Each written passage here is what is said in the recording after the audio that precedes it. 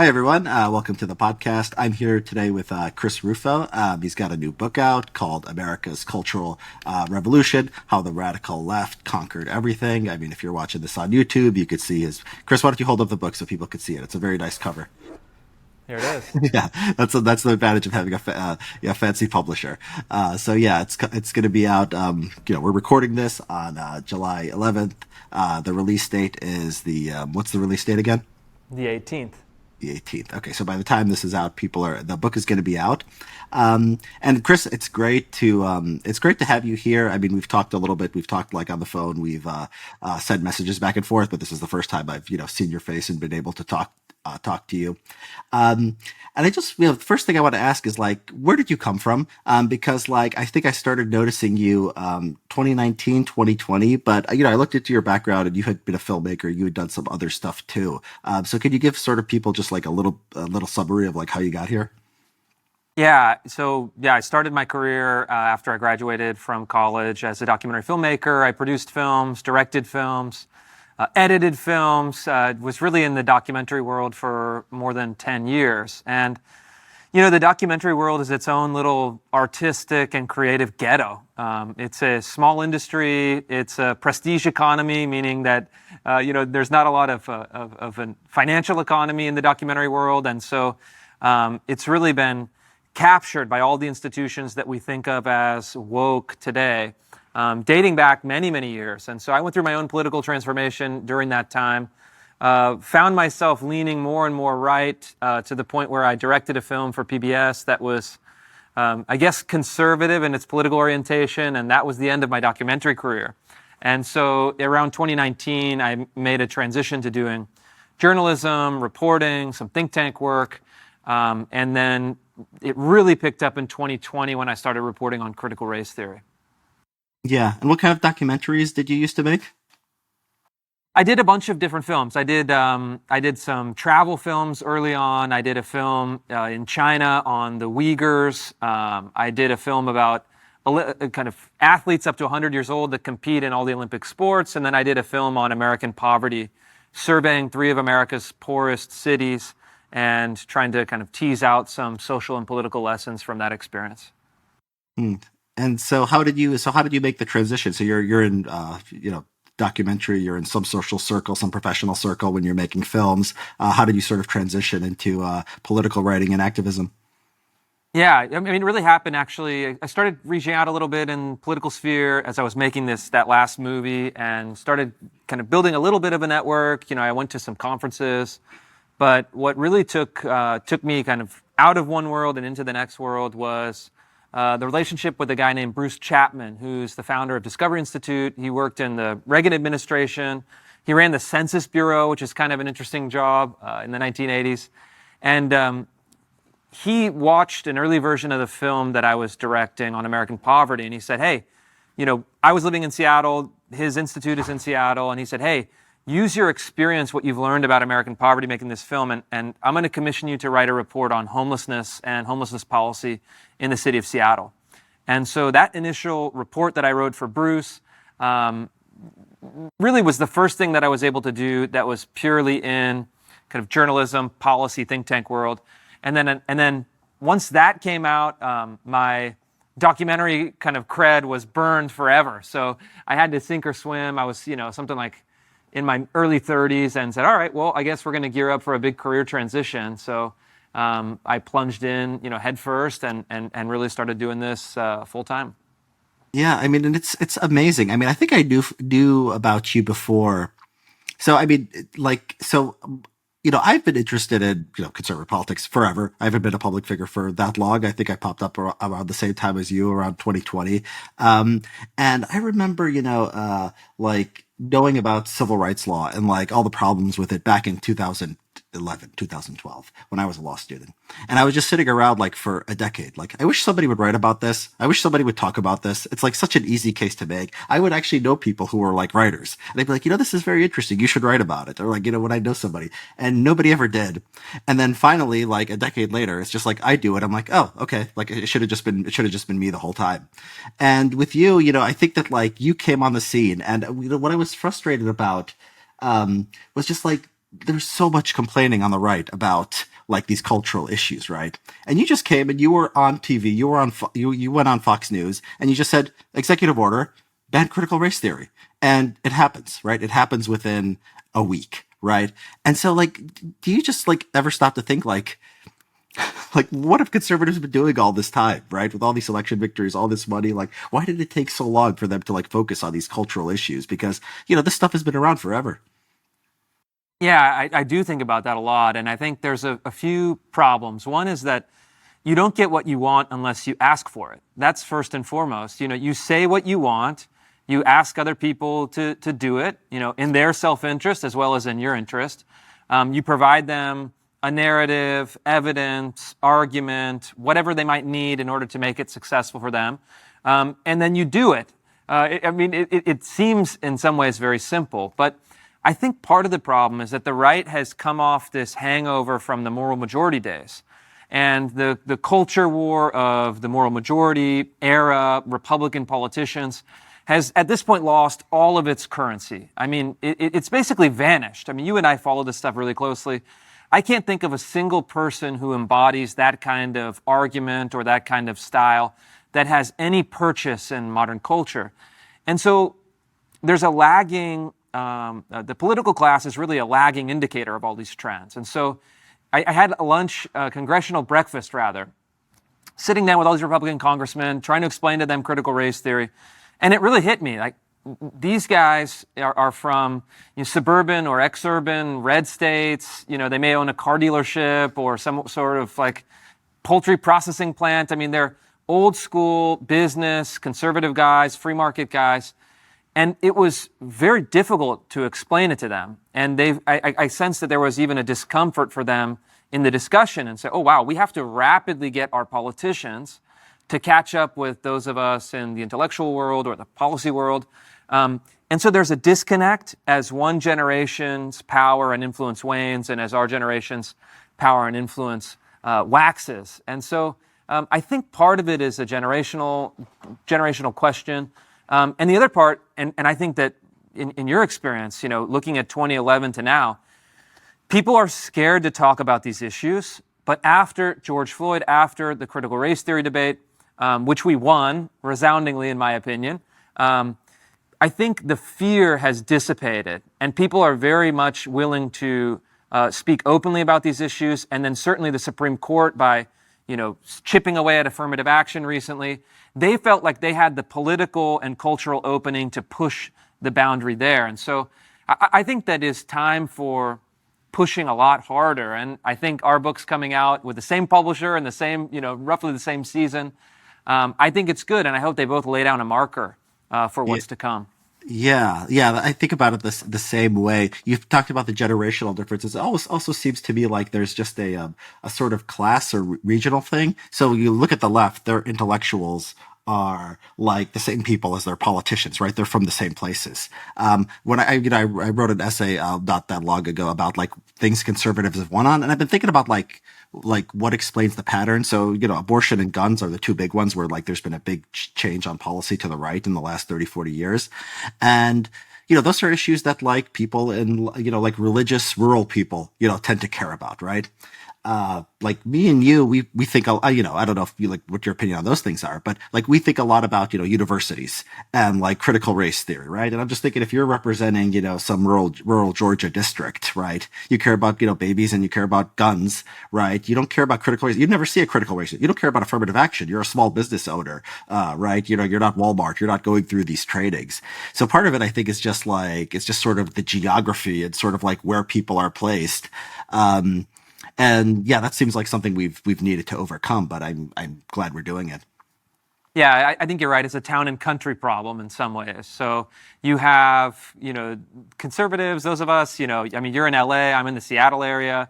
A lot of our colleagues are in New York.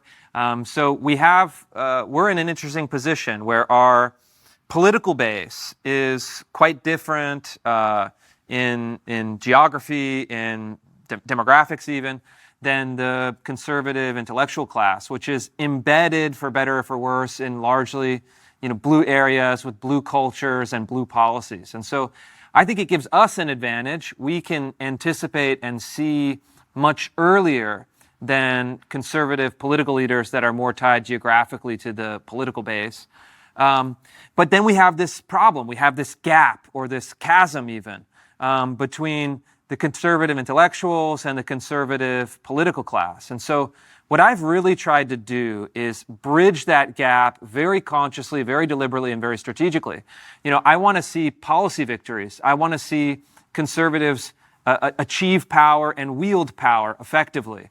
And I know that requires me to do something, emphasize certain things, de-emphasize other things, speak in a certain way to different audiences on different media, and I'm trying to always figure out how I can bridge that gap, because I want my idea of success personally is when my ideas attain power, when my ideas become public policy. And so that's the game that I'm playing, and I'm trying to figure out in a very unique way, very different than our colleagues on the left, for the reasons you describe. How does that work? How does an idea, get written in, Times New Roman font, in a legislative, on the legislative website or whatever? That's kind of the translation that I'm looking for. And I've been fortunate enough to have been successful a number of times recently. Yeah, I mean, that's one thing, I admired about you is that, you are, the leftists will take quotes out of context. Oh, he's just a propagandist. He's giving the game away. Oh, he's just manipulating people. And no, you're doing, look, first, there are dishonest political actors out there. There are all people who lie and just make things up, right? They are out there. You're not one of them. You're grounded in the facts. Obviously you're trying to sell your ideas, but without lying to people. And actually, what a good marketer or what a good seller does is you sell it to people in their own terms, and makes what you're selling seem like something they want, because often it is something they want. They just don't know that they want it yet, or they don't know that they can benefit from it yet. So it's you did not invent so you didn't invent this backlash to wokeness. You didn't invent sort of a lot of America looking at our elites and saying these people are out of their minds. I mean, it's ridiculous, right? It's like if I have a small team in Gig Harbor, Washington. The idea that I could somehow manufacture mass movements out of my, small, thank you. I take it as a compliment, even though it's not true. I'll extract a compliment out of it. But no, what I was able to do is I was able to synthesize a feeling in the public, report on it and substantiate it in fact, and then create the language and narrative that then the public could rally behind and say, oh yeah, this identifies my feeling. And so I'm a firm supply-sider in this way. So one of my mentors, George Gilder, often says, politics is also a supply-side economy. Political entrepreneurs come up with ideas, they sell them, and then they fall or they rise in the political marketplace. And so that's the business that we're all in. I'm actually very honest about it, to the point where I will say, hey, here are my strategies, this is what I'm going to try to do, and you can then judge whether I succeed or fail. And so they say, oh, it's propaganda.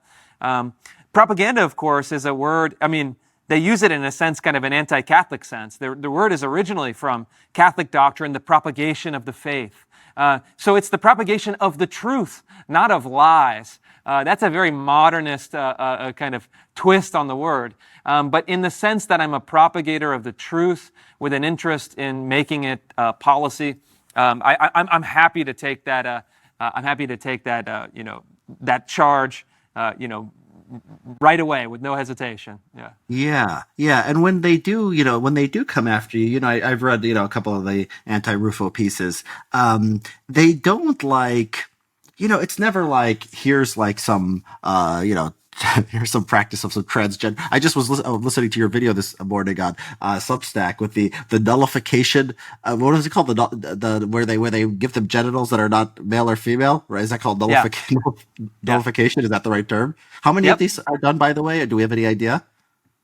The numbers are not clear, but some of the individual practitioners claim that they do a lot of these procedures.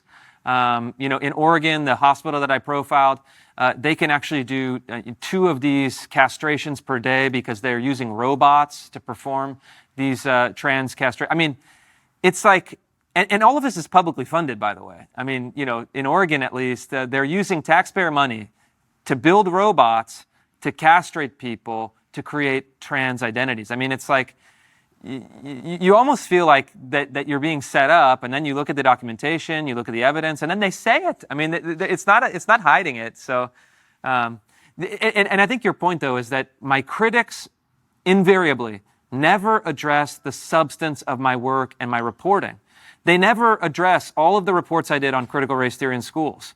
They just attack me personally. They never grapple with the substance. And so, as such, I feel justified in really dismissing their personal criticism because implicit in their argument, by being unwilling to engage in the substantive debate, they're conceding defeat because they're not even trying to confront the facts and the real arguments.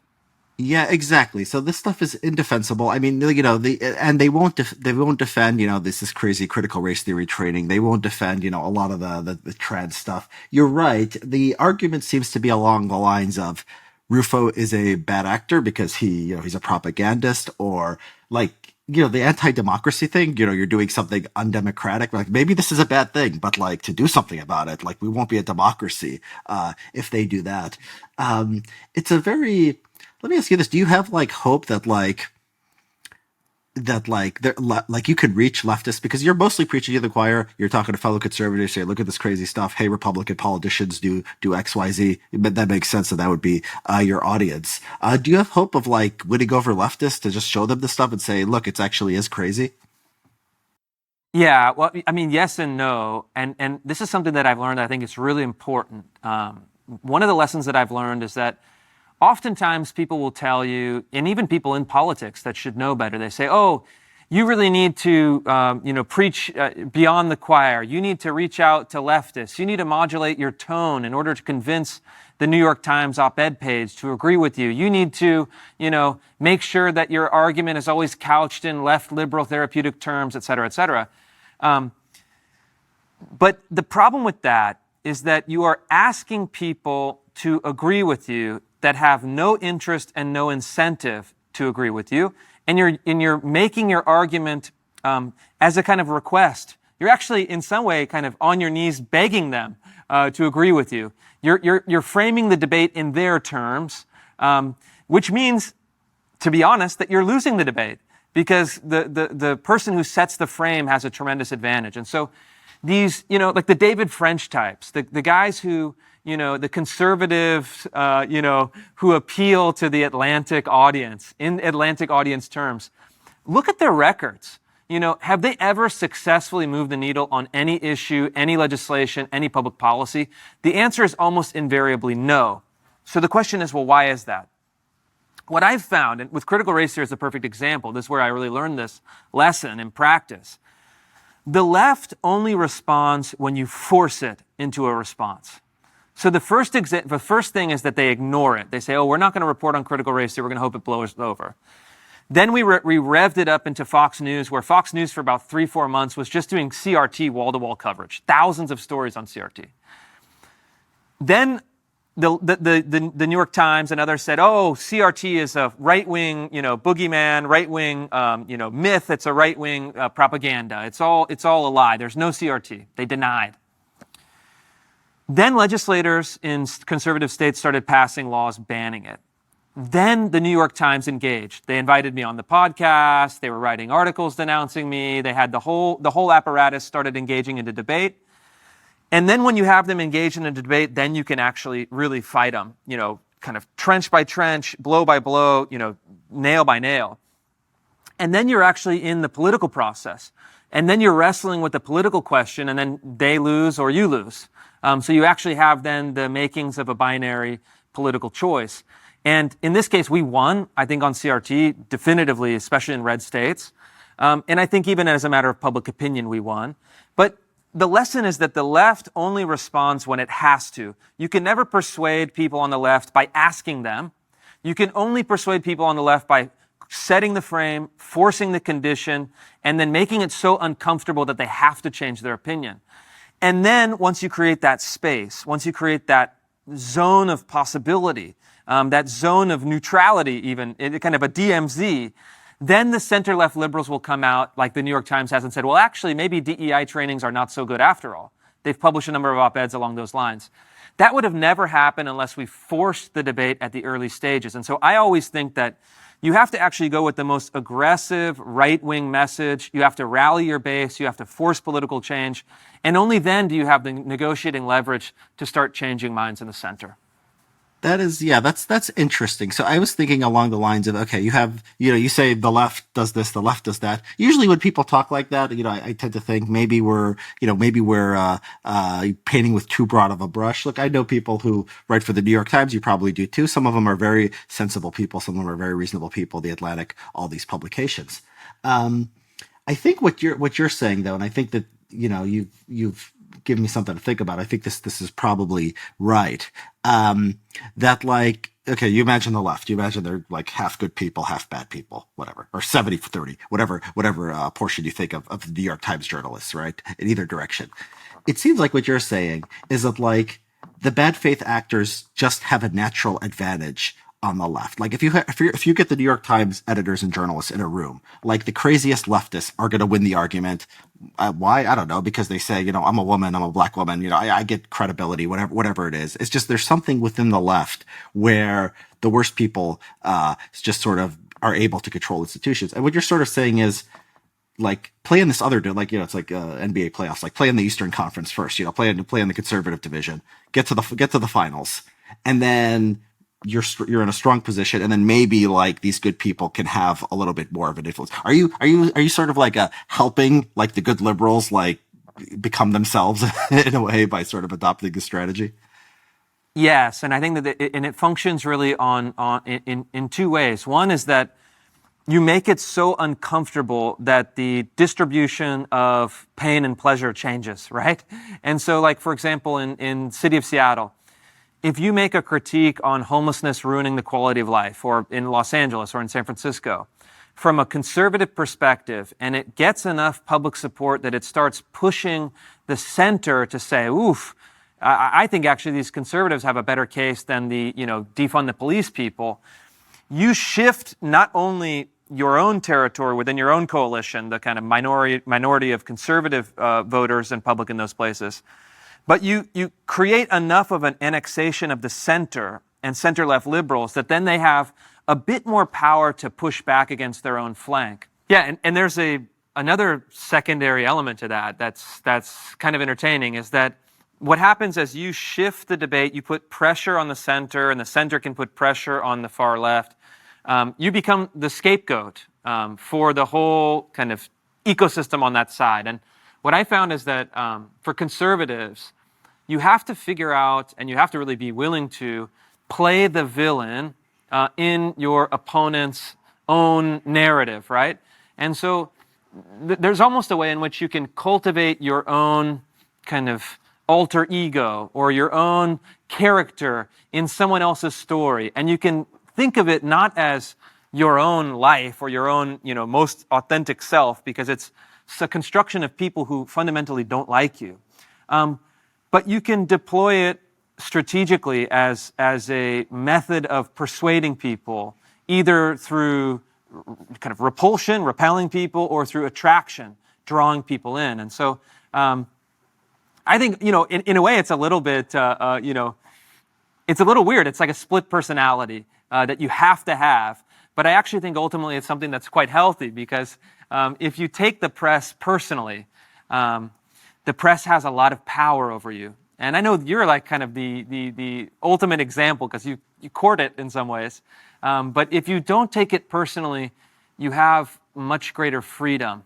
And I think that you're probably more than most understand what that means. Yeah. Well, Chris, you're courting it in, I think, a very strategic way. I think it's funny when people are saying, "Oh, you're just being." I'm like the least strategic person ever, and I'm just sort of courting it for my own, enjoyment. But yeah, I think we have that in common, that we like sort of, I like it. I do like sort of.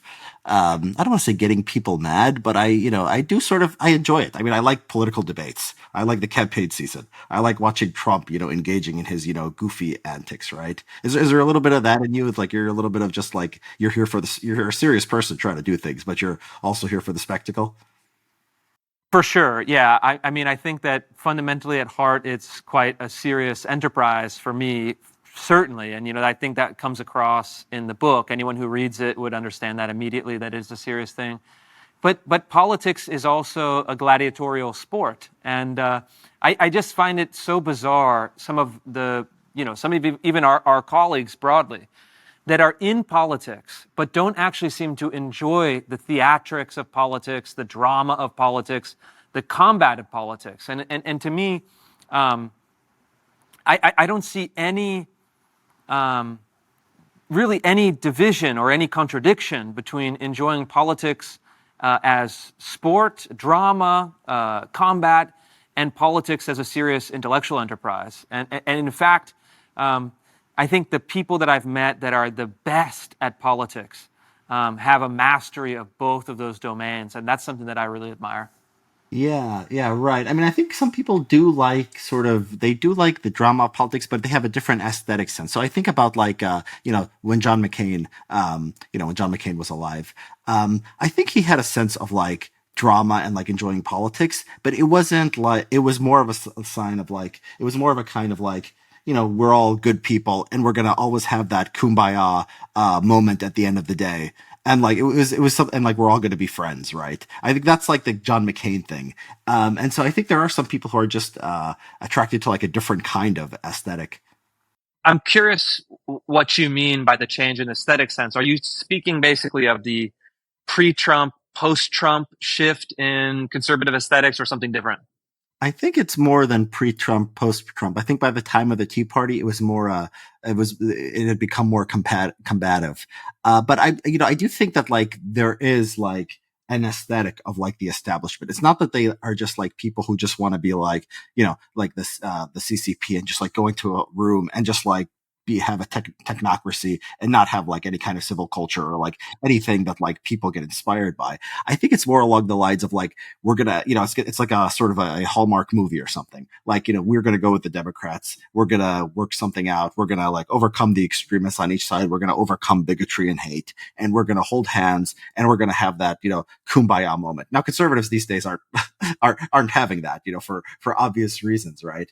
But I do think that the aesthetics, it seems to be like the aesthetics sort of follow the, like the sort of prognosis, right, of what's like going on in the country. Yeah, that's interesting. I mean, post Tea Party, I wonder. I mean, it's hard to trace the difference, but I think that you have to acknowledge the rupture in aesthetics with Trump. I mean, Trump broke all of the rules of polite discourse. He violated taboos, even on the conservative side, politically. And then I think it was really the first election in which Twitter and social media played a really outsized role. You had Howard Dean, who was raising money. You had Obama, who I think was using, social media and his really charismatic presence. But ultimately, Obama was a televisual character.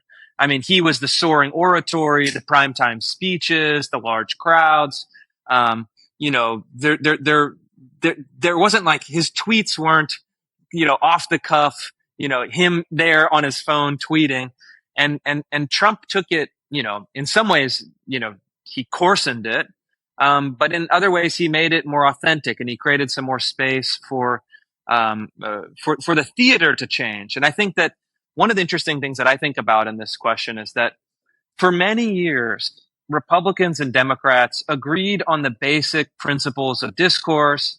You would have, all the cable news shows. You'd have, a voice on the left, voice on the right that would debate. That's really separated out. There are now two separate rules, two separate realms of discourse. And I do wonder, though, if that is also changing, if if there's a way where things are going to start to converge again, and if left and right can engage. One of the things that was, as we were kind of springing onto the scene in 2020, one of the things that still, actually bothers me in a certain way is that the most prominent left-wing intellectuals, I use that term very generously, of the George Floyd era were, Robin DiAngelo, Ibram Kendi, and Kimberly Crenshaw. Very famously, Coleman Hughes challenged Ibram Kendi to a debate. Ayaan Hirsi Ali challenged Robin DiAngelo to a debate. Less famously, but I think just as on the same parallel construction, I challenged Kimberly Crenshaw to a debate and Joy Reid. And those main figures, Crenshaw, Kendi, DiAngelo, never once engaged in a debate. Never once. That's something that is, I think,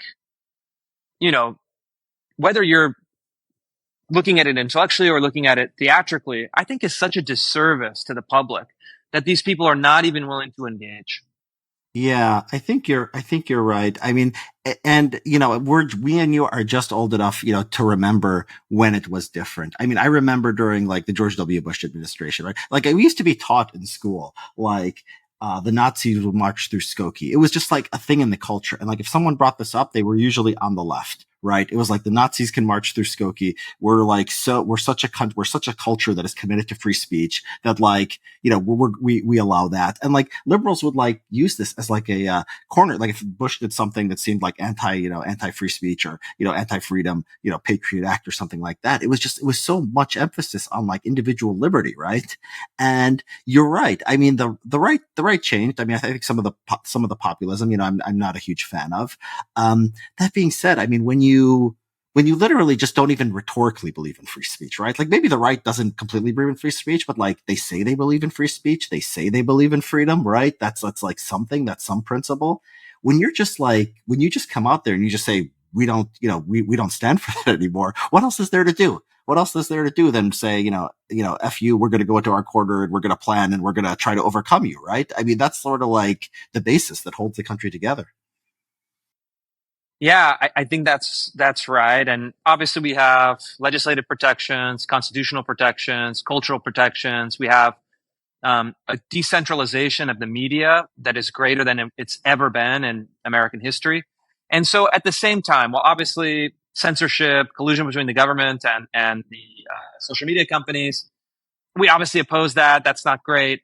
I think we still do have to remember, though, that there is more ability today for individuals to reach an audience, to influence public debate, to get their points across than at any time ever. I mean, even for the two of us, Twitter is, I would say, I'm almost certain you would agree, the most powerful tool that we have available. And pre-Elon Twitter, I was a little nervous, especially towards the end, that I was going to get, booted or restricted. But and grateful that those fears are no longer, kind of important considerations. But even with that fear and even with that old Twitter, it's still better than having to, send a print newsletter to, 10,000 people every month or whatever you'd have to do in the past. And so I'm optimistic about it. I'm optimistic, and I'm even optimistic. I sense that the left is coming back to the table. I sense that people are opening to debate. And even The Atlantic wrote a piece of criticism about me that was like an implicit compliment that they couldn't say because he knew it was too naughty. It says, my qualified endorsement of Christopher Rufo. And it was 95% qualification, but there was 5% of, yeah, maybe this guy has a point. Maybe we should really engage. And so I think there's an opportunity. And what we have to do on the right, though, is always think, how can I use this to advance, our priorities, our principles, our policies? The great danger of the left-wing media ecosystem is co-optation. To say, ooh, I'm getting love from The Atlantic, therefore I should conform my opinions to The Atlantic. I mean, you see that over and over. You know exactly who I'm talking about. I'm sure you can think of 4 or 5 names immediately. My position is quite different. Is how can I get, something like, whatever publication X, Y, and Z to conform to my opinion? And when they are independently conforming to what I have laid out, a year prior, 2 years prior, that's kind of when I know I'm doing my job, even if it's unacknowledged. And so that's kind of the game that I like to play, and I find the most, the most interesting. Yeah. Yeah. That is, I mean, that is beautiful. I mean, and like, I think a historical perspective, and I agree with your, I actually agree with your optimism. You're absolutely right. I mean, I read about like, I did a lot of research for my book on civil rights law. I went back and I looked at the debates that were going on in the 1970s and the 1980s. You wanted to know like, a big major debate in Congress over some aspect of civil rights law. The only thing in the media you'd have is the Washington Post or something. And you'd go to the Washington Post, you'd go to the archives, and it's just like, oh, Reagan wants to do X. NAACP says it's racist. That's like all the information in the world that you had, right? And like you can see like the conditions under which these people were operating in a previous generation. I'm very, I'm not too hard on conservatives in the the 80s and well the 90s was a little bit different, but I think Reagan did as much as he could, and they were just in a difficult situation back then. And you're right, like pre-Elon Twitter is still better than just like whatever Taylor Lorenz or whoever Washington Post writes or whatever ABC says. And so yeah, I am optimistic here, just as you are. So on that, I mean, let's talk about the book now because there's so I'm fascinated by Rufo as a propagandist. I think this is just like an underrated like sort of feature of your thought and your work. But the book is great too. Um, so it's centered around four, like activist intellectuals, right? You have Marcuse, Angela Davis, Derek Bell, and what's the other guy? Paulo The Freire. person in the UK, Freire. Okay, um, and let me ask you this: would I spend a lot of time reading about someone like I can read about like Stalin or Hitler or something? Um, so like Stalin, I can sort of like him as a person. Like I could sort of like just it's hard for me to spend a lot of time with someone and not like them. How did you feel personally? Like reading your book, I did not like these people. Did you have any kind of like emotional, like positive feelings to them after spending so much time with them? Yeah, that's funny. You sent that to me earlier in the notes, and I found it so interesting. I had the opposite reaction that you did. I spent a lot of time with these four people. Reading everything from their main works to their articles and interviews and correspondence and notebooks. These huge volume sets, or actually going into the archives at their collected papers and seeing what they were doing. And I actually came away with this kind of you know not even a grudging respect, but a kind of respect of mutual recognition. At least as far as like my own interpretation, feeding back, and engaging with their work. Um, it felt as if I gained a deeper understanding of these people, and the reason why I spent so much time in the book, kind of telling their story, a bit weaving in their biography, is that ultimately these are people, all of whom I think were idealists at one point in their lives. And for me, their stories are the story of the modern left, or maybe the perpetual story of the left, is idealism and disillusion. And so I understood why they believed what they believed. I grew to respect them even as intellectuals. I mean, these are all very bright people that had courage, in some cases physical courage, which I think is admirable. But ultimately, their ideology that they had glommed onto was false. It was poisonous, and it destroyed, not only their own, I think, well-being in many cases, but actually destroyed elements of society wherever these ideas touched. And so I look at them as tragic characters. And in a tragic character, part of it is some pathos, part of it is some emotional bond. And there's a genre of conservative book that I really dislike. The sneering, look at these evil people, look at their stupid ideas, look at how bad these folks are, kind of wagging it in your face. I didn't want to do that. I wanted to do something that grappled with these ideas, took these people seriously. And then, I don't even really make, let's say, an explicit argument in most of the book. I just lay out the evidence, and it's an implicit narrative argument. But I really want not just conservatives, but people in the center, even the center left, to read the book and say, oh, wow, I learned something. Obviously, Rufo has an opinion, but I think he treated the subjects fairly, and he came down, where he came down with good reason and good basis. And so, I found myself interested. I would love to have spoken with, three of them are dead. Angela Davis is still living. I tried to talk to Angela Davis, didn't get anywhere with that. But I would love to have been able to speak with all of these people, one on one. I think that would have been really interesting. Much more than like, and you'd want to talk with some, I don't know, some kind of frivolous personality today. Yeah. Than Ibram Kendi. It's like, would you rather talk with Angela Davis or Ibram Kendi? Yeah, I mean, I do have the appreciation. I mean, for the courage thing. Angela Davis had the courage of a criminal. I mean, and a lot of these Black Panthers did too. Um, but and I can appreciate idealism. I can appreciate, wanting to improve the world, but you look back and their arguments, are not good. I mean, you should know by the late 1960s, 1970s that communism doesn't work. You don't need, our retrospect like in 2023. Oh, it was a great idea. No, this was after Stalin. This was after Mao. And this was during Mao, during the Cultural Revolution.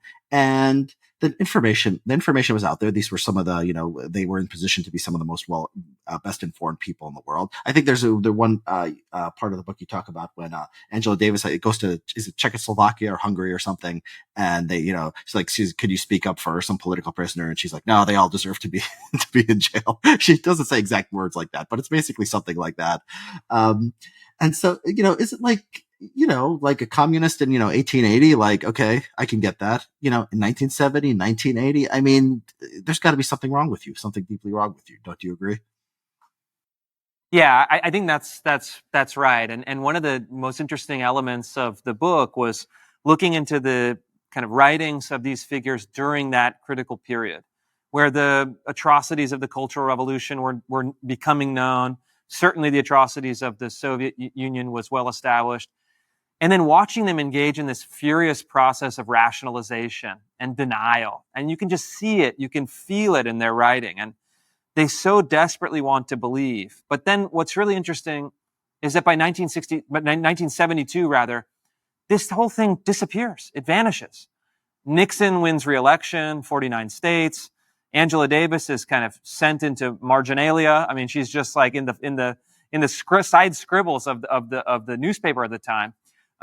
She can't get any attention by the time she runs for vice president under the Communist Party USA. There's maybe one or two, minute pieces in the New York Times about her. And Marcuse himself says in 1972, the revolution is over. We've lost. The Panthers have been destroyed. The New Left is in shambles. Our ideology has been, surpassed by Richard Nixon and the, fascist American state. And so what's really interesting is then they go into hibernation for 50 years, and then 2020. It feels like all these old ideas explode into all of our prestige institutions. And so that's really the question that I wanted to answer with the book.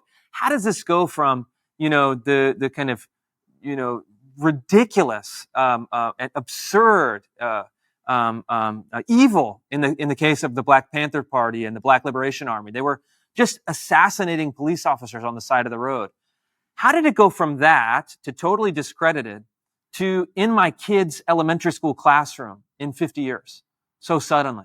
And to me, that was an interesting question because it wasn't just an intellectual question. It was a practical question of how do ideas gain power? And so that to me was the sustaining interest. You just wrote a book. It requires a lot of energy, a lot of interest. You have to sustain it over time. To me, that was really the big question is how do these ideas go from the fringes to the center of American life over a 50-year period without any of us voting on them? They really achieve power anti-democratically. And the answer to that, I think, was the bulk of the research that I did and then the writing that I did for the book. Yeah. And so, one question, I mean, I agree with you that they had an influence, and you could see their fingerprints all over this DEI stuff and the critical race theory. Absolutely. At the same time, and this is, the focus of my book. So I think people really should read both books because it is such a, this is like reading about how Rome became Christian, but you have the ideas thing, but then you have the political thing too. I mean, this is not something you could just read one book on and understand everything. But there was a sort of, I think, a continuity with mainstream civil rights. So if you look back at the 1960s and 1970s, right? The court cases, right? There was no critical race theory, back then, right? But we get disparate impact in 1971. We get a doctor that says anytime you give any test or anything basically you do to hire people or fire them or promote them or whatever, if black people don't do well as white people, you're presumably racist, and you as a business are basically guilty of this. You had, the school busing stuff. You know the history of that. I mean, just crazy stuff, crazy stuff. I mean, they're shipping kids, an hour across town just to achieve racial, racial integration, which, whites didn't want to all go to the same schools, blacks didn't want to all go to the same schools. They just, forced this on local communities. And people look back and that was crazy. And so, like, it was like, in America, we didn't need, and the riots in the 1960s and 1970s, you look at some of like the mainstream, like, politicians, Democratic politicians. I think it might have been RFK who said, or Hubert Humphrey who said, if I was a young black youth, I would be out there like, throwing a Molotov cocktail. It was Humphrey or RFK. I'm not sure on that. I don't want to, nobody quote me on that, but it was some major politician. And so, you had this like madness, like already there. Right. And, the later decades weren't as crazy. So I guess the question is like, did these, like, was it just like we needed something to justify whatever else was going on or whatever else we were doing? And like these like old radicals were just sort of there and we could just grab their ideas off the shelves. Do you know what I'm saying? Like, how much were they like the movers and how much were they just like, there was this craziness on race and sex and other issues that they just sort of, they filled the void maybe in 2020. Yeah, I mean, I think to try to untangle that as a matter of cause and effect would be difficult. I think it's mutually reinforcing, and I think the dynamic at play is that, and as you outlined, so okay, you have in the early '70s some of the civil rights interpretations that seem to be, kind of anticipating the Ibram Kendi style anti-racism, disparate impact, disparate treatment.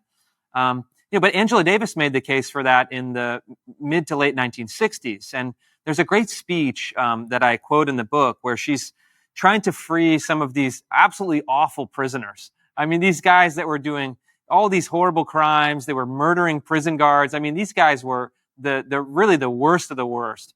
And she says, well, African Americans make up X part of the population, but they have, X part of the prison population. This disparity in the distribution of punishment means that the system is fundamentally racist, and therefore these individuals who almost certainly, or in some cases absolutely certainty, committed heinous crimes deserve to be free. And so you have a prototype in Angela Davis's language. She represents the radical left position. But then what happens is you have the establishment conforming slowly to Angela Davis and then changing the language, changing the specifics, abstracting it into legal language, and then all of a sudden saying, ooh, actually, yeah, disparity in outcomes. Okay, maybe the Griggs decision, maybe other elements of civil rights law, maybe the EEOC, bureaucrats need to start enforcing these things and investigating them. So you have this dance between the far left and the establishment left or the institutional left that has existed since the beginning. But what happened in 2020 is you had a moment where all of the guardrails shut down. All of the institutional left's defenses against their left flank disappeared. And then the radical left ideas that, look, the BLM, the leaders of BLM, the women who lead BLM, Angela Davis was their personal mentor. They say they have no new ideas. And so I think it represents the political dynamic, the relationship between the radical and the institutional left, but also, very importantly, the left's ideology has been frozen in 1968. There is not one single proposal from the left on these issues that wasn't already fully developed in 1968. I'm 100% committed to that argument because I haven't seen anything that really disproves it on these issue sets. And so the left is really totally uncreative. They have to go back to the well of 1968. And as these moments like George Floyd come and go, they're looking around and they're trying to think, what can we do? Defund the police. Angela Davis was talking about this 50 years ago. It's not a new idea. And so we have continuity. And I think to your point, the institution and the ideology, the elite kind of intellect, and then the kind of deadening weight of the bureaucracy mutually reinforce one another. And so if you pair our books together, you're going to get a much more complete view of the progression of these ideas and the changes in our society. Yeah, I think that's right. Yeah, I mean, that's one of the things that sort of, depressing for me. It's like somebody who, people like, well, one of the things I do that I, draw, anger from, people on our side for is I say, oh, the media, sometimes it's honest and good. Sometimes, you should, you should have like, you should have just take this kind of, oppositional attitude towards them on everything. But then I look and I see like, I can, read like the Atlantic or New York Times and say, well, this is, yeah, or an academic who does something interesting, right? And like, this is I could appreciate that and say, oh, we have these institutions that actually do produce a lot of good stuff. At the same time, they are just giving in to like the ideology of like, prisoners, criminals who just want to commit crime. And like, there's no guard. I mean, this is why it has to be conservatism. There's no, reforming liberals from within, because like within every liberal institution, it's like, you might think there might be a smart, honorable writer at the New York Times who sees things, reasonably, but he's going to get bulldozed. We have, 60, 70 years of these people being literal terrorists, right? Like the Weather Underground, Angela Davis. I mean, and they're getting celebrated by like establishment institutions. I mean, it is a depressing thing. And I mean, this is the case for why, it has to be conservatives who do this, because the dynamics on the left, something's broken. And I think any Yeah. like a smart liberal who's looked at the history of the last 50, 60 years has to be able to see that by now. Yeah, although I would say that there's an interesting wrinkle, an interesting twist that I found in the research and I highlight in the book. Um, the New York Times op-ed page, for example, and the New York Times, even the news sections, was very unkind to Angela Davis. They were very bitterly critical and dismissive of Herbert Marcuse in the late 60s and early 70s. And then they were absolutely kind of vicious in their condemnation of the Weather Underground, even into the early 1980s. You read the contemporary or the contemporaneous coverage of these people in the Times. The Times was, and conservatives again would probably not like me saying this, but it's true, so I will say it. It was a kind of an establishment or left establishment newspaper that had guardrails at that time, and it's really a deep irony and kind of pathetic that the New York Times editorial kind of leadership was unafraid to criticize the people who were literally planting bombs and assassinating police officers. But for a spell in 2020, 2021, they were afraid of people like Taylor Lorenz, who is like the least intimidating person imaginable, unless you are susceptible to elite emotional manipulation and kind of feminine social strategies.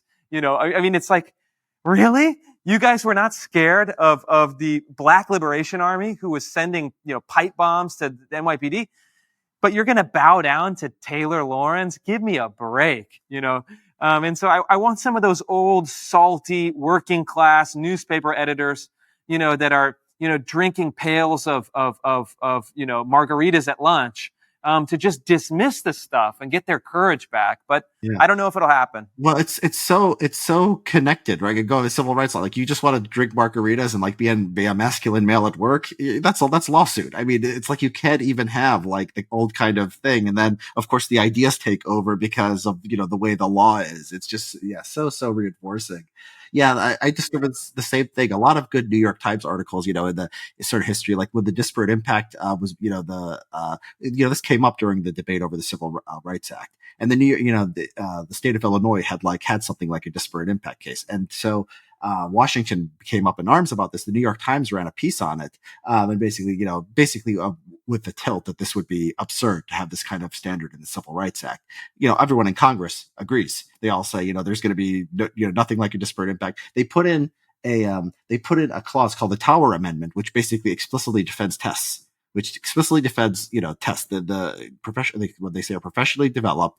It just ends up not mattering. And then in later decades, the New York Times is just, on board with the left, and, everything else happens. You're right. There is like a thing where like, even if they are like reasonable today, like there is just such a, it's like slippery slopes aren't like everywhere in society, but it seems like on the left, on race and gender, you're right. Something happened in the 1960s, and we've just been like consistently getting more insane with like, the fits and starts, but like still like it just, there's something wrong here. So what's your I think we agree sort of on the history, you know, So is your idea, like I guess what I want to say is like I think you and I we both have ideas about how conservatives, how Republicans can start sort of pushing back on policy, have some ideas on how this could actually change the culture, and actually, we think it's important and it actually does matter. Um, what happens to like, let's say me and you win, they do everything Rufo wants, they do everything Hanania wants. What does the New York Times look like in 5 or 10 years? Are they with us stomping out critical race, the remnants of critical race theory? Have we moved beyond this stuff? Maybe I'll take 10, 20 years rather than 5 or 10. And do we just debate like big government versus small government? Like, do you have any kind of sort of like vision of like where this is all going to lead to if you're successful?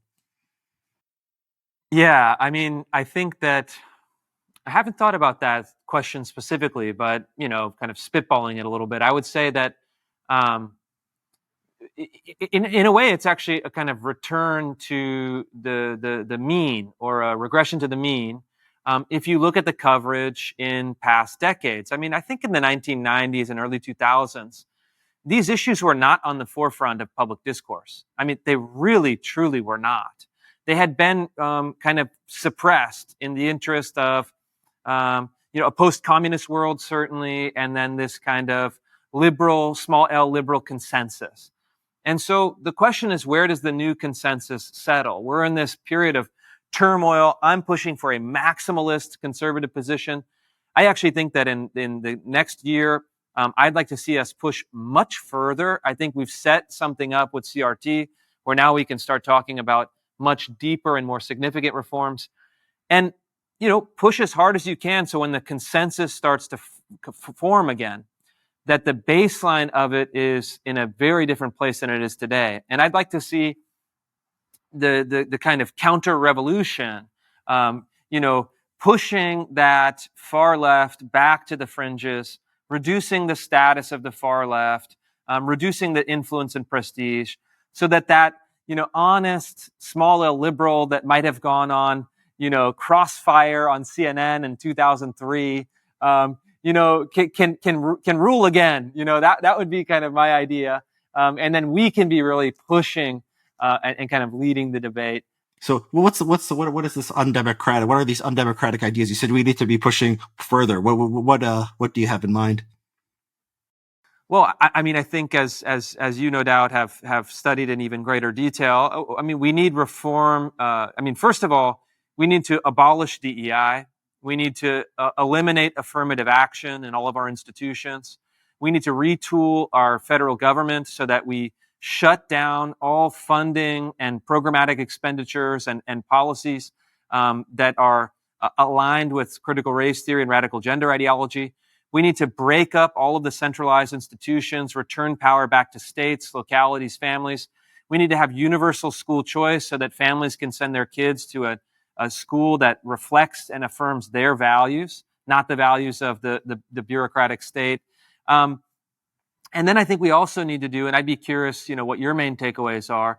We need to have reform to civil rights law, and we need to have a way where colorblind equality is, I think, the goal, but it's also the operative policy, so that people are treated equally as individuals. People have equal individual rights. People have due process. And we get rid of any kind of racial spoils system or diversity, equity, and inclusion ideology as the guiding principle of our institutions. And in fact, anyone who adopts those policies is punished under law for violating the principle of colorblind equality. So maybe you tell me. I mean, what else should we be looking for as far as civil rights reform? No, I love all of that. I love school choice. I mean, there's people who sort of want to move away for some of the conservative, program and say, we can't have too much trust in, like, no, we haven't had enough trust in markets. Like we still have a public education system. We haven't tried the freedom thing yet. So I do love that. I think, I see such exciting things happening, at the state level. I hated school growing up, by the way, even before CRT and gender ideologies. I just want children to be free, to be able to do things, that are, more sort of commensurate with their, interests and abilities and sort of human nature. So that's a great thing. Yeah, civil rights law. I mean, this stuff, when you look at this stuff, it is really, it's low hanging fruit. in the sense that like Scalia and Clarence Thomas have been writing these, and Rehnquist in some cases have been writing these dissents for years. The SFFA v. Harvard, Sotomayor pointed out in the dissent. Why are you overruling a stare decisis? You're big radical here. It's the exact same. Nothing has changed from Grutter or Gratz or these arguments we've had before. The only difference is you guys are in the majority now and we're in the minority. And she's absolutely right. You look at the Grutter and the Gratz decisions and the decisions, the concurrences, dissents. They're saying the same things. The conservatives just happen to be in the majority this time, and they were able to do it. And so there's a lot of things like that. I mean, the disparate impact standard, the idea that everything you could possibly do is racist. Scalia and Thomas have been hitting on that for years. It hasn't been like that directly challenged, but like whenever they get the chance, they would go off on it. I think that's in trouble. It's just about being strategic, bringing you the right lawsuit. You have that's Title VII. You have the Title VI stuff, which is like schools when you have like the Obama administration, in the second administration going after schools for like different rates of school discipline. We've got to get to the point. I mean, Dave Bernstein, who's a professor at GMU Law School, says this. We need to have separation of race and state. We have separation of church and state, obviously. And it's interesting, part of my research on in my book, they thought about doing like affirmative action based on religion. Like during the Nixon administration, they were in the early days, they're classifying, do Poles count? Do Italians count? Are they going to be like their own race? Are they going to get affirmative action or whatever in the government? And so he's like, what about Catholics? What about Jews? There was a big discussion about Jews too. And then finally, they said, it's the establishment clause. It's hard to measure, right? If someone like is not, following their religion anymore or whatever. And they just the Nixon administration ended up cautioning it, saying, no, we're not going to do religion. And now, like, nobody cares. Like, are Protestants in jail more than Catholics? Like, nobody knows. Nobody cares. Like, we should be like that with race. White ethnic groups, right? Some are in prison at much higher rates than others. Like, we need to get beyond caring about this. And so, yeah, I think we can get to a point where, like, I imagine your typical like red state governor or your typical congressman, just when he sees like any racial classification anywhere in government, he sees red. He said, it's like if the Department of Justice was like, it's like I envy the gun people on this. It's like the HHS like wants to study gun violence. They congressmen will say, we'll cut off your funding. We don't even want you to look at this. We know what you're doing here, right? You're calling gun violence a public health issue. This is just, a plot. You shouldn't even be in this area. You're trying to push a gun control agenda. It should be just like that for race. From a conservative perspective, there's basically, unless you're distributing funds for like health research or something, there's no reason to ever know like percentage of black of any program or percentage of white or like who's being disciplined and who. These disparities are going to exist. They're going to exist. You're not going to get rid of them. We just have to get to the point where we stop caring, and I'm optimistic we'll get to that point. Yeah, I am as well, and I think we'll get there. And what I would even suggest to you is a paper that really influenced my thinking by Heritage Foundation scholar named Robert Rector, and he does a statistical analysis of the disparities in white and black childhood poverty, and he controls for a few key variables. He controls for I think this is in like early 2000s. He controls for mothers' math and verbal ability, mothers' participation in state welfare programs, and then mother's essentially relationship to the father of the child. So mother's household structure. And he found that when you control for those three variables, the entire disparity disappears. It goes down to zero. So I'd like to also see us get to a more sophisticated political conversation where we look at things in a multivariate way. We talk about some of those background variables that are so important, and that we only measure race when it is absolutely essential. There's a compelling interest to do so. Not this kind of mindless, to the point where you post a picture. I mean, this has happened to me even. You post a picture of you're like hanging out with some of your friends, and there's no black friend present. And then you get lit up like, oh, is this a Klan meeting? It's like, what is wrong with you people? It's like, these are my buddies. Like, who cares, what the distribution of race is of this specific group of friends right now? It's like, we have this like unhealthy kind of obsession, and it seeps into all of our thinking. And I just think it doesn't serve anything. It's actually narcissistic at heart. It's really about your own kind of consciousness. You've been warped by unconscious bias training to just see it everywhere, but it's not actually doing anything to help the people with those background variables that Robert Rector talks about. And so I don't know. Are we going to get there? Is the public at large capable of having a debate at that second order level of effects? Probably not. That's not going to be a top line narrative anywhere. Is everyone going to read their Thomas Sowell? For sure, no, they're not going to. But the more that we can edge the debate in that direction, I think the better we'll all be served.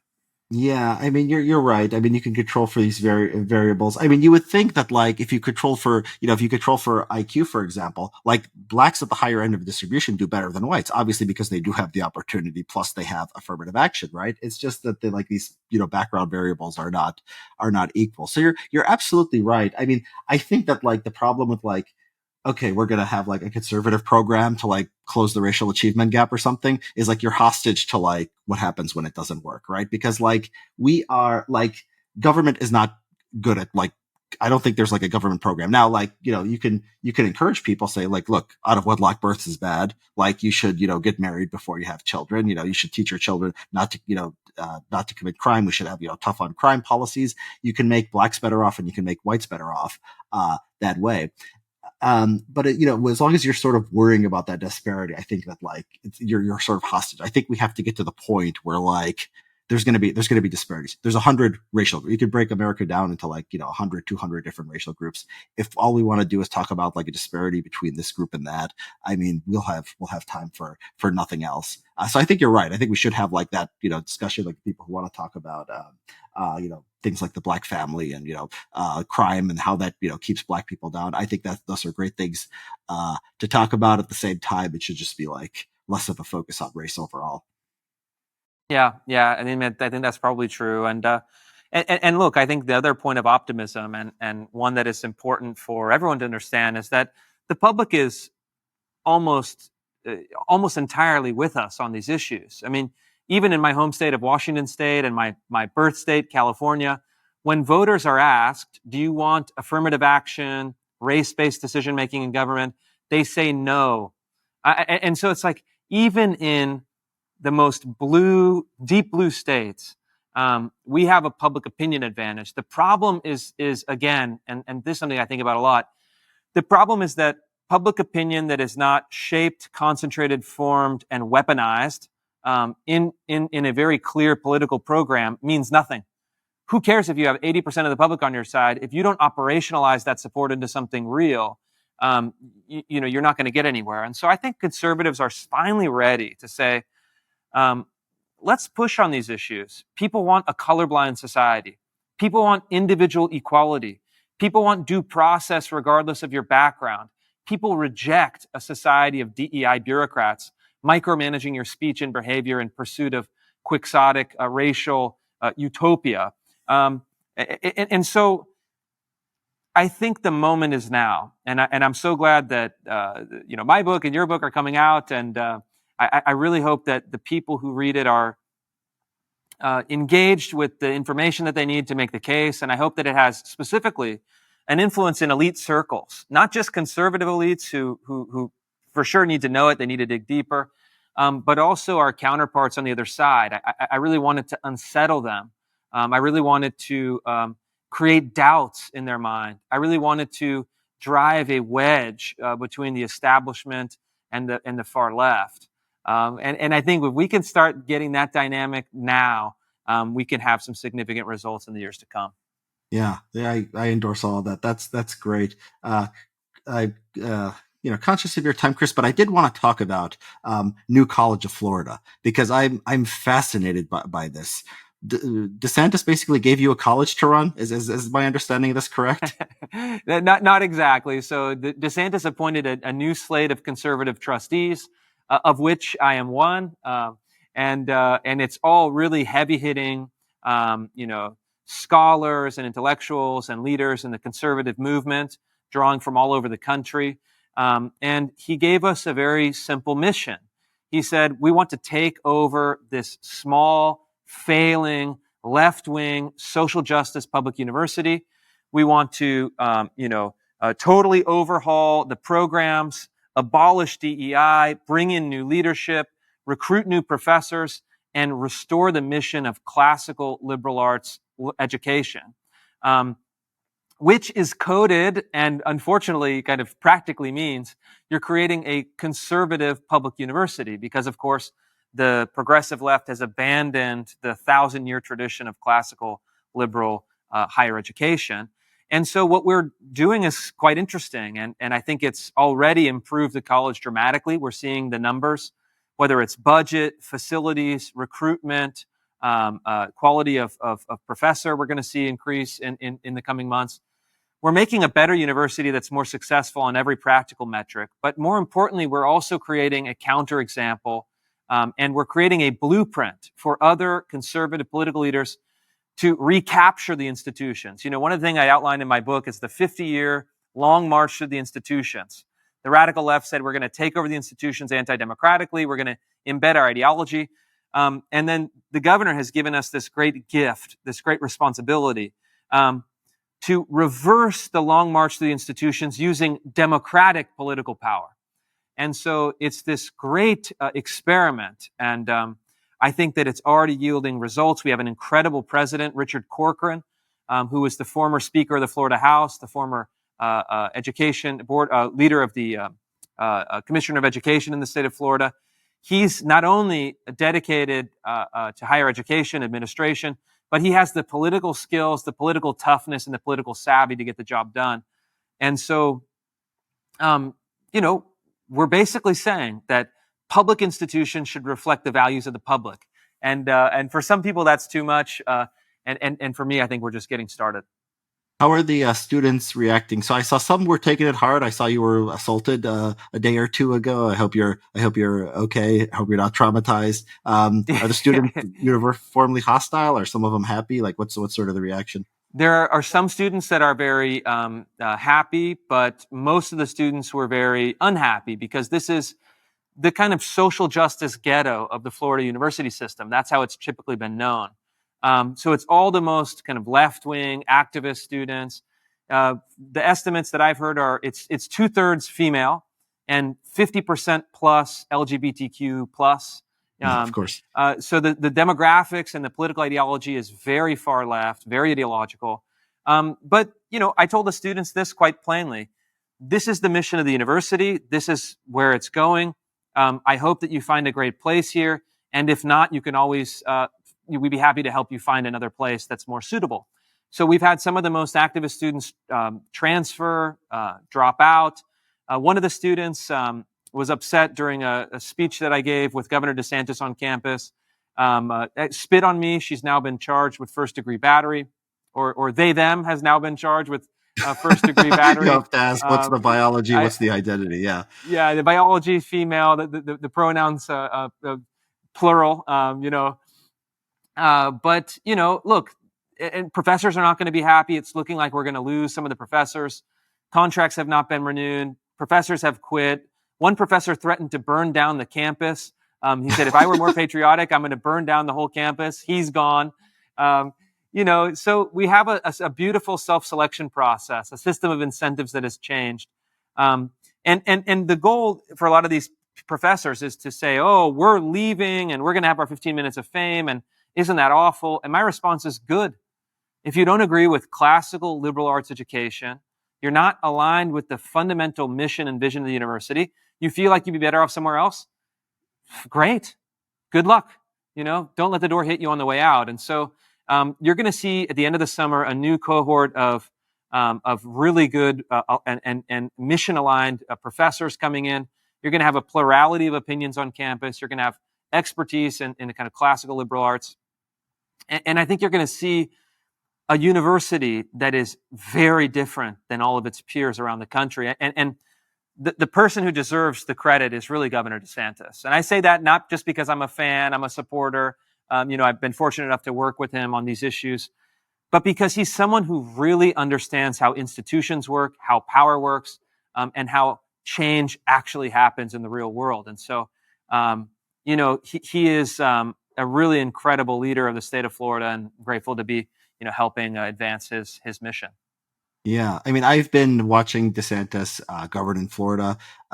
People sometimes think I don't like DeSantis because I've been hard on the campaign. I don't think the campaign's necessarily been the best run, but when I look back at what he's been doing in Florida, just like really technocratic, getting in the weeds. The accredit, I did the, I've never like had a politician. He goes after the accreditation services. Now, usually I learn about something before the politicians do anything. This is like the only case I can remember. Like the politician did something, and then I went and then I like read about it. I'm like, oh, that's interesting. He's actually like ahead of me, which is like very interesting. And yeah, giving you, I mean, putting you on the board of a college. I mean, what more could you ask? Is there He's amazing. I'll tell you an interesting story. He invited me to give a speech with him, introducing the anti-CRT legislation. And so I show up at the tarmac, in Tallahassee. We get on the governor's plane. We're flying down to Central Florida. I have my first chance to really talk to him. And there's only four people in the aircraft talking to him. And I start with small talk. He's not that interested. And then we start talking business. We start talking about policy, and the guy lights up and he just goes off. Bop, bop, bop, bop, bop, bop, bop, bop. He's talking about accreditation, about appointments, about the board of governors, about the board of trustees, about how the appointments are staggered, about how policy can change, about how to press this lever, about how to get new leadership here. I mean, and I was just stunned. It's like, oh, okay, this guy is a heavy hitter, not just on political matters and winning votes, but this guy knows how everything works at a deep and detailed level. And that's the moment where I said, okay, this is somebody, if this person gets into the Oval Office, is going to not just symbolically, take a sledgehammer to the bureaucracy, but he's going to actually have the detailed operational knowledge to do something that's lasting and significant. And so that's why I'm excited about what he's doing. And, it'll be to the wisdom of the voters. But, if conservative voters are smart and they are thinking long term, they really should support him. I mean, he's a really rare talent and a really rare intellect. Someone of that intellectual caliber being in political office is something you don't see all the time. Yeah, and it's amazing. And it came a lot, like you could imagine somebody going and like burning the thing to the ground and then like being voted out like the next election because it was so politically harmful. But to do that stuff and then also make Florida more of a red state. I mean, it is like either one of those alone would be incredible. Like usually those things are cross purposes. When you govern in a very right wing way, usually there's a backlash or something. Yeah, the fact that he did both. I mean, I'm impressed. You say if Republican voters want someone who's like really like who knows what that's really what they want at this point. But yeah, I think unquestionably you're right. If you're looking for someone who actually wants to change, the country on these social issues, I mean, the DeSantis is sort of in a league of his own. Although other governors and other politicians do seem to be learning, so there's reasons overall to be optimistic. So what's next for you, Chris? Are you gonna after your book is coming out a week from now? You're gonna do a book tour. You're gonna be talking about your book. What's your future? College administration? More books? Have you thought about that yet? College administration, dear God, no. If I have to sit through another subcommittee meeting, if that's my day to day, no. Yeah, I'd like to write another book. Absolutely. I really enjoyed the process. I'll continue with some of the activism and reporting, obviously, the policy work. And, I think, and I think you'd appreciate this in particular. I'm always trying to develop my own model for the work that I do, both kind of structurally, institutionally, personally, commercially, kind of making sure it's a viable model. And so I'm releasing some films just starting this week. We're releasing some short films that we're going to be doing once a month. And so I don't know, experimentation, but in the immediate term, this week and next week is going to be book promo. I know that you're probably getting those emails from our mutual PR team. Hey, we got stuff coming up for you, and I really enjoy it, and I hope that everyone reads it. I hope that people can see the book, can love the book, can appreciate the book, and certainly can buy the book. I think it's hopefully going to be a marker, and then hopefully when yours comes out, it'd be a nice compliment and really set a marker for conservative politics in the years to come. Yeah, I appreciate that. You said videos. Do you mean like the video like you made on the trans stuff today, or do you mean like going back into the documentary space? A bit of both, yeah. So I'm going to be doing some video essays, so similar to the one that you saw, and I'm also going to be doing some documentary content with interviews and footage and that kind of thing. So experimenting. Got a great team, working on this, and this is the first one that is kind of highly produced, and we're going to experiment over the next few months and see what we can come up with. Awesome. Came back full circle. Left documentary filmmaking because they're too right wing, and then now you come back and you're bigger than them. So that's awesome, Chris. I really appreciate it. I recommend everyone get the book, America's Cultural Revolution, and yeah, I mean, good luck with the promotional tour. Good luck with everything else. Thank you. Good to talk to you.